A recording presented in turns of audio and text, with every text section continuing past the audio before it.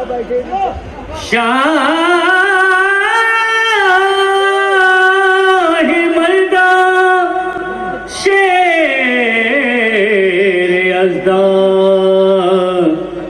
قوت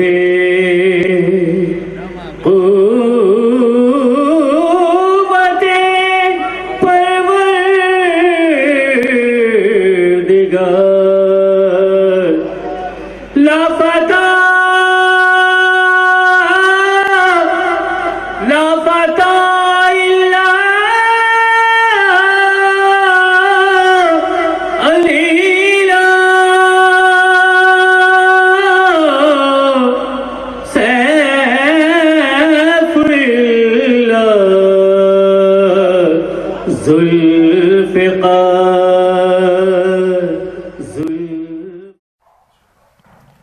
اعوذ باللہ من الشیطان الرجیم بسم اللہ الرحمن الرحیم الحمد للہ رب العالمین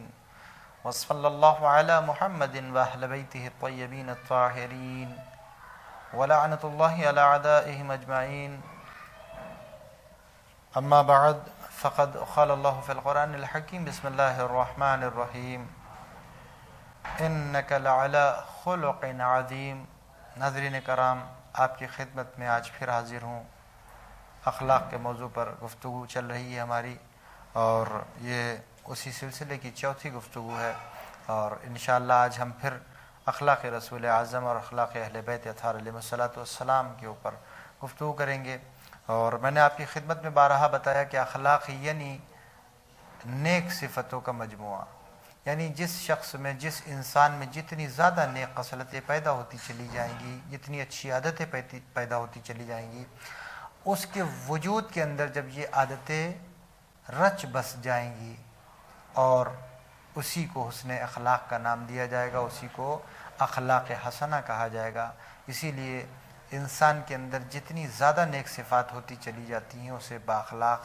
کہا جاتا ہے۔ تو انسان کو چاہیے کہ اپنے اندر زیادہ سے زیادہ نیک خصلتیں، اچھی عادتیں پیدا کرے تاکہ اس کے اخلاق میں شمار ہو سکے، اس لیے کہ با اخلاق انسان کو خدا بھی پسند فرماتا ہے، اللہ کا حبیب حضرت محمد مصطفیٰ صلی اللہ علیہ وآلہ وسلم بھی پسند فرماتے ہیں، اور تمام ائمہ اطہار علیہ السلام پسند فرماتے ہیں، اور جس کا اخلاق اچھا ہوتا ہے اسے لوگ بھی محبوب رکھتے ہیں، اسے لوگ بھی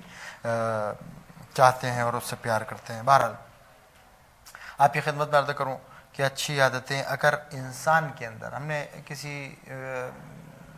گفتگو میں آپ کی خدمت میں حدیث پیش کی تھی کہ جس میں کہا گیا کہ اگر انسان پست ہی کیوں نہ اپنے اعمال کے اعتبار سے، لیکن اگر اس کا اخلاق بہتر ہے تو وہ اس کے ذریعے سے بلندی حاصل کر لیتا ہے۔ یہ حدیث میں حضرت امام صادق علیہ السلام نے خود ارشاد فرمایا۔ آپ کی خدمت میں آج حضرت امیر المومنین علیہ السلام کے حوالے سے ایک روایت کو نقل کرتا ہوں کہ اخلاق واقعاً کیا ہے اور ہمیں کہاں لے جاتا ہے۔ حضرت امیر کائنات علی ابن ابی طالب صلوات اللہ علیہما وآلہما ارشاد فرماتے ہیں کہ جب قبیلہ بنی طے کو اسیر کر کے پیغمبر کی خدمت میں لایا گیا، تو جب پیغمبر کی خدمت میں لایا گیا تو اس اسیروں کے قافلے میں، اس اسیروں میں ایک خاتون بھی تھی جو پیغمبر کی خدمت میں مخاطب ہوئی، اور آپ کی طرف مخاطب ہونے کے بعد ایک مرتبہ اس نے کہا کہ میں چاہتی ہوں کہ ان لوگوں سے آپ فرما دیں کہ یہ لوگ مجھے تکلیفیں نہ دیں، اذیتیں نہ دیں، پریشان نہ کریں، اس لیے کہ میں ایک قبیلے کے سردار کی بیٹی ہوں۔ بس پیغمبر نے یہ سنا، اور سننے کے بعد کہا کہ اس قبیلے کے سردار میں کیا ایسی باتیں ہیں کہ جس کی وجہ سے تمہارے ساتھ ایسا سلوک نہ کیا جائے۔ اچھا، سب سے پہلی چیز آپ کی خدمت میں رک کر میں عرض کر دوں کہ پیغمبر کے نزدیک تو کوئی کم اور زیادہ، امیر و غریب، اور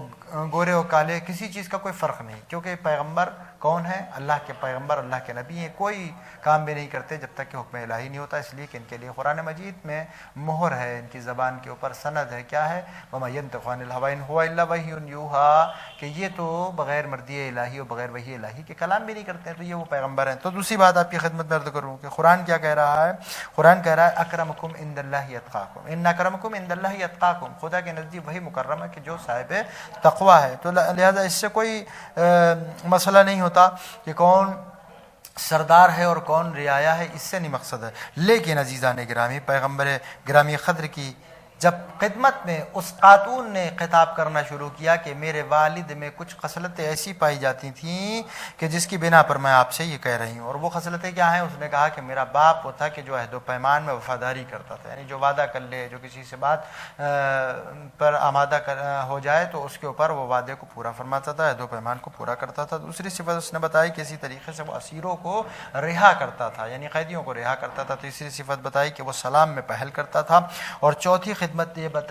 صفت یہ بتائی، خصلت جو اس کے اندر پائی جاتی تھی اس کے باپ میں، وہ یہ تھی کہ جو اس کے دروازے پر آ جائے وہ خالی ہاتھ دروازے سے نہیں پلٹتا تھا، اور پانچویں صفت اس میں یہ تھی کہ وہ بھوکوں کو سیر کرتا تھا، یعنی پیٹ بھرتا تھا۔ جیسے ہی پیغمبر نے ان 5 خصلتوں کو سنا کہ اس خاتون نے کہا، بس پیغمبر نے بے ساختہ ارشاد فرمایا کہ میں تمہارے باپ کے لیے، تمہارے والد کے لیے دعا کرتا، لیکن اگر وہ مسلمان ہوتا۔ یعنی پتہ یہ چلا کہ پیغمبر بتانا چاہتے ہیں کہ یہ وہ صفتیں ہیں کہ جو اگر انسان میں آ جائیں تو اللہ کا وہ سب سے بڑا پیغمبر، اس کا حبیب، اس کا محبوب اس کے لیے دعا کرنے لگے۔ بس عزیزان گرامی، یہیں پر رک کے امام کی ایک حدیث آپ کی خدمت میں عرض کرتا ہوں۔ مولا فرماتے ہیں کہ جو بھی میرے امر کو زندہ کرے تو اس کے لیے ہم دعا کرتے ہیں، رحم اللہ احیامنا امرنا۔ خود امام معصوم ارشاد فرماتے ہیں کہ اللہ اس پر رحم کرے جو میرے امر کو زندہ کرے۔ پیغمبر کیا ارشاد فرما رہے ہیں؟ پیغمبر فرما رہے ہیں اگر وہ مسلمان ہوتا تو میں اس کے لیے دعا کرتا۔ تو جب اس کے لیے دعا کرنے کے لیے یہ کہہ رہے ہیں کہ اگر وہ مسلمان ہوتا تو دعا کرتے، تو جو مسلمان ہے، جو عاشق پیغمبر ہے، جو شیعہ ہے، جو محب ہے ان کا، اگر اس کے اندر یہ خصلتیں پیدا ہو جائیں تو کیا پیغمبر اس کے لیے دعا نہ فرمائیں گے؟ اور جس کے لیے پیغمبر دعا فرماتے پھر اس کے لیے کیا بچتا ہے بتائیے؟ پھر دنیا بھی اس کی ہے اور آخرت بھی اس کی ہے۔ بس عزیزان گرامی، آپ کی خدمت میں پیش کروں کہ جیسے ہی یہ خصلتوں کے لیے پیغمبر سے خطاب ہوا، جیسے ہی اس خاتون نے کہا تو آپ نے ارشاد فرمایا کہ اس کو چھوڑ دیا جائے اور اس کو پریشان نہ کیا جائے، اس لیے کہ اس کا باپ جو تھا وہ ایسا شخص تھا جو مکارم اخلاق کا دل دادا تھا، اور مکارم اخلاق کو خدا پسند فرماتا ہے۔ یعنی اخلاق ایسی چیز ہے کہ اگر انسان مسلمان نہ بھی ہو تو پیغمبر اس کو سختیوں سے نکال کر، پریشانیوں سے نکال کر اس کو آسانیاں عطا فرماتے ہیں، اس کے لیے پریشانیاں ختم فرماتے ہیں۔ تو یہ اخلاق ہے جو دنیا میں بھی ہمارے لیے باعث عزت ہے، دنیا میں بھی ہمیں فائدے پہنچا سکتا ہے اور آخرت میں بھی انشاءاللہ فائدے پہنچائے گا۔ آپ کی خدمت میں ایک حضرت امام جعفر صادق علیہ السلام نے ارشاد فرمایا، پیغمبر کے سلسلے میں وہ بھی عرض کر دیا جائے کہ آپ فرماتے ہیں، حضرت امام صادق علیہ محمد علیہ السلام ارشاد فرماتے ہیں کہ پیغمبر کے پاس کچھ اسیر لائے گئے، اور جب وہ اسیر لائے گئے تو پیغمبر نے ان کے بارے میں جو کچھ بھی تھا فیصلہ کرنا تھا، آپ نے پیغمبر نے ارشاد فرمایا ان کی ساری چیزیں سن کے کہ ان کو رہا کر دیا جائے سوائے اس کے۔ اب وہ شخص جو تھا جس کی طرف اشارہ کیا پیغمبر نے، اس کو روک دیا گیا۔ جب سب چلے گئے تو پیغمبر کی خدمت میں وہ گویا ہوا، اس نے کہا پیغمبر گرامی قدر یہ بتائیں کہ آپ نے سب کو سزا دی، مجھے کیوں چھوڑ دیا؟ آپ نے مجھے کیوں چھوڑ دیا؟ کہا ابھی جبرائیل مجھ پر نازل ہوئے، اور جبرائیل نازل ہونے کے بعد یہ فرماتے تھے کہ یہ جو شخص ہے اس کے اندر 5 ایسی خصلتیں پائی جاتی ہیں کہ جس کی وجہ سے اس کو قتل کرنا اچھا نہیں ہے۔ تو عزیزان گرامی، پیغمبر اکرم صلی اللہ علیہ وآلہ وسلم نے ارشاد فرمایا، اور آپ نے ارشاد فرمایا وہ 5 خصلتیں جو بیان فرمائی جبریل نے مجھ سے، وہ سب سے پہلی جو خصلت تھی وہ یہ تھی کہ تیرے اندر سب سے پہلی جو صفت ہے وہ یہ کہ تو اپنی بیوی، اپنی زوجہ اور تمام محرم عورتوں کے لیے بہت زیادہ غیرت مند ہے، بہت زیادہ غیرت رکھتا ہے۔ دوسری صفت تیرے اندر یہ ہے کہ تیرے اندر سخاوت پائی جاتی ہے، اس لیے کہ اللہ سخی انسان کو پسند کرتا ہے۔ اور تیسری صفت کہا کہ اس کے اندر راست گوئی تیرے اندر راست گوئی پائی جاتی ہے، یعنی تیرے اندر سچائی پائی جاتی ہے۔ تو جب بھی کلام کرتا ہے تو تیرے کلام سچا ہوتا ہے، تیرے کلام میں سچائی ہوتی ہے۔ اور اس کے بعد فرمایا کہ یہ تمام چیزوں میں اس کے ساتھ ساتھ تیرے اندر جو چیز ہے وہ کیا ہے؟ حسن اخلاق۔ حسن اخلاق کی وجہ سے یوں سمجھ لیجیے ساری اچھائیاں تبھی تھیں جب حسن اخلاق تھا، یعنی یہ تمام چیزیں جو پہلے بیان کی گئی یہ بھی حسن اخلاق میں آتی ہیں۔ یعنی عزیزان گرامی، انسان کے اندر اگر اخلاق پایا جاتا ہے، انسان کے وجود میں اخلاق حسنہ ہے، حسن خلق کا مالک ہے اگر انسان، تو دنیا میں بھی بچ سکتا ہے، موت سے بھی بچ سکتا ہے، اور آخرت میں بھی انشاءاللہ نجات ہی نجات ہوگی۔ بس عزیزان گرامی، میں نے آپ کی زحمت کو تمام کیا، اسی اخلاق کے موضوع پر آپ کی خدمت میں پھر ملاقات ہوگی، اور انشاءاللہ ہم سب کوشش کریں پیغمبر گرامی قدر اور ائمہ اہل بیت اطہار علیہم السلام کے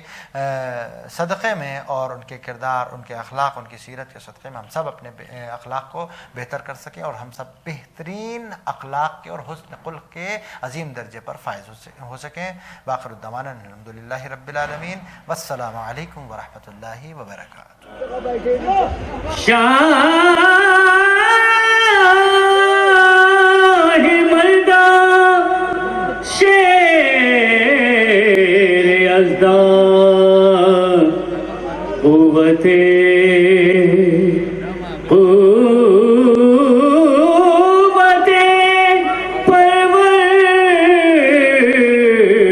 پروردگار، لاپتہ